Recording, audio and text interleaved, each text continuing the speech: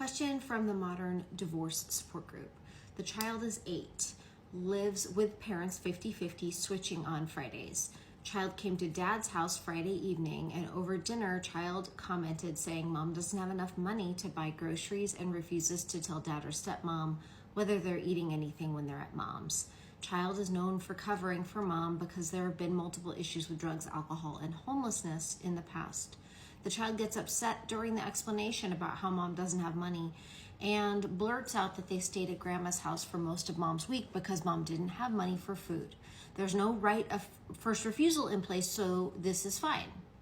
But grandma's house is hoarded and infested with rats and ticks.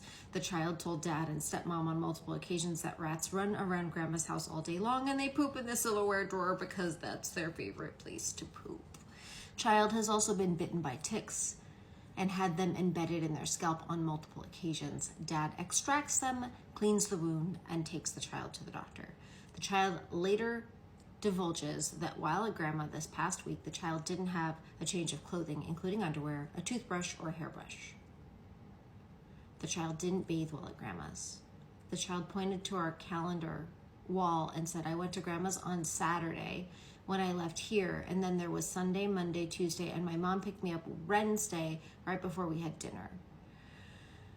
So this person is saying, what do we do?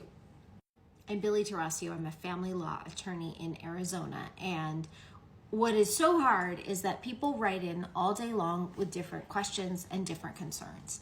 And sometimes our answers to them are, you're overreacting. Nobody's gonna care. The courts only care if you're, bleeding. And then there's issues like this, which to me, and maybe to many of you, seems so far beyond the realm of reasonable that we would have marched ourselves into court long, long before now. But not everybody lives in this world. Not everybody knows where the line is, and it is a judgment call, and sometimes things that you think are major aren't. But for what you're describing to me, this is absolutely major. This is an emergency. This is an emergency change of custody with mom's parenting time being suspended, or you have a sit down with mom first and see if you can get an agreement in place. Listen, if you don't have money for food, kiddo's gonna stay with me until you get back on your feet. And maybe just do that. Maybe just withhold. So you've got a withholding self-help option where you're communicating with mom about it, or you can get yourself into court. But I would not recommend that you let your child go either to mom's or grandma's until these concerns are taken care of.